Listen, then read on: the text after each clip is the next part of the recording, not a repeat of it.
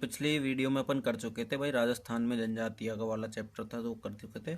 इस वाले टॉपिक में अपन लेंगे सूखा, अकाल एवं मरुस्थलीकरण। ठीक है। राजस्थान में आपदा, सूखा, अकाल तथा मरुस्थलीकरण। आपदा क्या है और आपदा का प्रकार और वर्गीकरण। आपदा क्या है?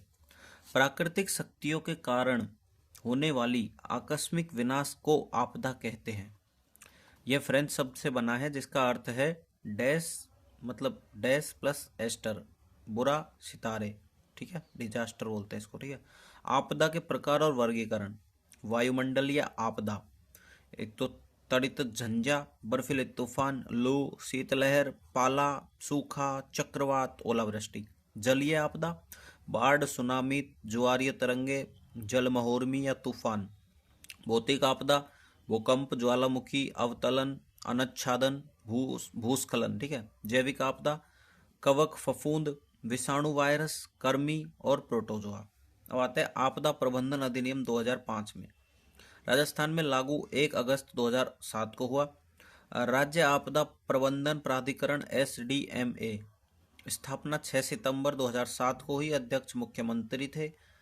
उद्देश्य प्राकृतिक व मानवीय आपदाओं को रोकना। जिला आपदा प्रबंधन प्राधिकरण DDMA स्थापना 6 सितंबर 2007। अध्यक्ष जिला कलेक्टर थे।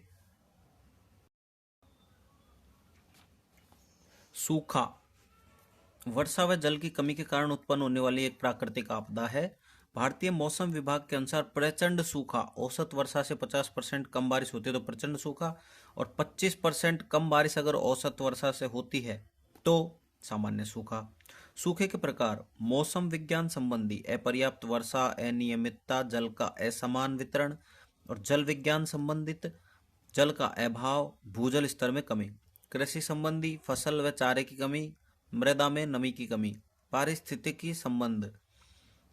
पारिस्थितिक संबंधी जल की कमी से पारिस्थितिकी तंत्र पर तनाव।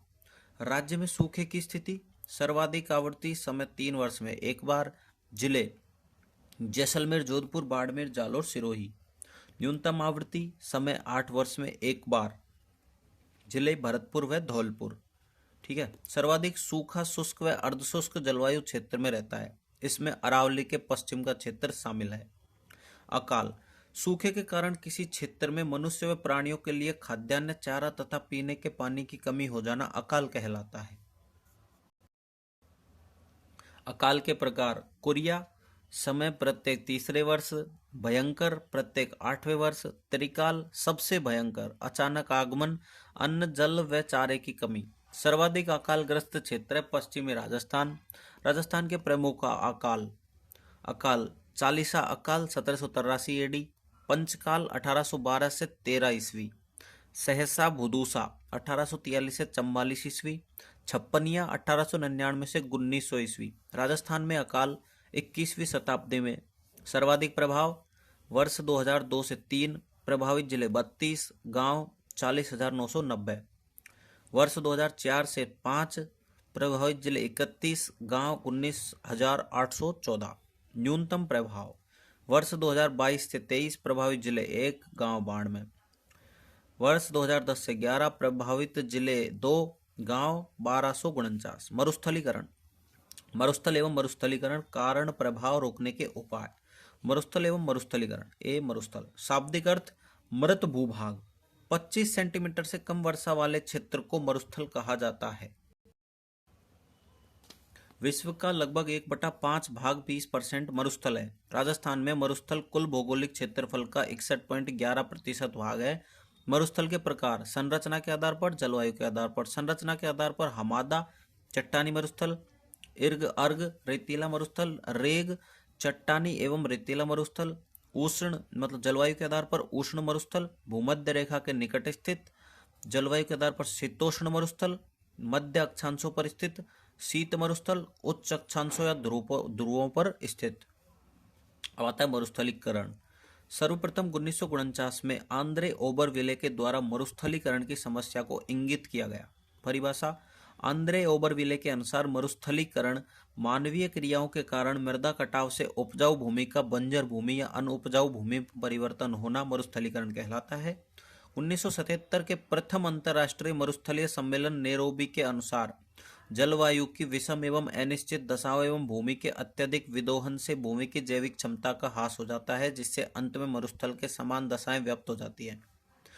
1992 में रियो डी जेनेरो सम्मेलन के अनुसार मरुस्थलीकरण एक प्रक्रम है जो जलवायु के उतार चढ़ाव, मानव प्रतिक्रियाओं एवं जैविक क्रियाओं द्वारा शुष्क, अर्धशुष्क एवं शुष्क उपाद्र क्षेत्रों का बढ़ना है। राजस्थान में मरुस्थलीकरण भारतीय कृषि अनुसंधान परिषद ICAR के अनुसार और भारतीय अंतरिक्ष अनुसंधान केंद्र इसरो के अनुसार। आंखें उजगी तालिबानी जनो 47 फेर करे।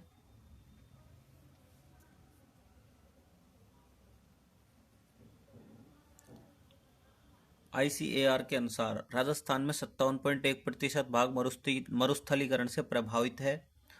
इसरो के अनुसार 2001 में पर्यावरण, वन एवं जलवायु परिवर्तन मंत्रालय द्वारा मरुस्थलीकरण के सही आकलन की जिम्मेदारी इसरो को दी गई।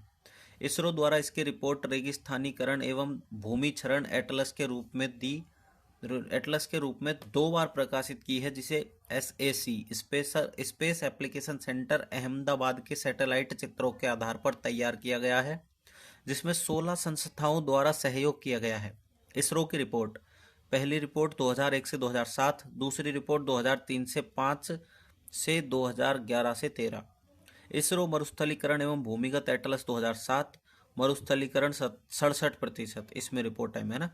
सेकंड रिपोर्ट में इसरो मरुस्थलीकरण एवं भूमिगत एटलस 2011, मरुस्थलीकरण 62.90%। नोट 2003 से 5 और से 2011-13 तक मरुस्थलीकरण में 0.29 की कमी दर्ज की गई। इसरो रिपोर्ट 2016 के अनुसार राजस्थान में मरुस्थलीकरण में सर्वाधिक प्रभावशाली कारक है वायु अपरदन 44.41%, वनस्पति अवनयन 7.62%, जल अपरदन 6.18%, बंजर चट्टानी भूमि 3.07%। नोट, देश में सर्वाधिक मरुस्थलीकरण फर्स्ट झारखंड आता है 67.97%, सेकंड राजस्थान आता है 63.19%, सेकंड मतलब थर्ड दिल्ली आता है 60.60%। मरुस्थलीकरण का कारण, संयुक्त राष्ट्र संघ के मरुस्थलीकरण पर आयोजित सम्मेलन में मरुस्थलीकरण के 3 प्रमुख कारण माने हैं: भौतिक कारण, मानवीय कारण और अन्य कारण।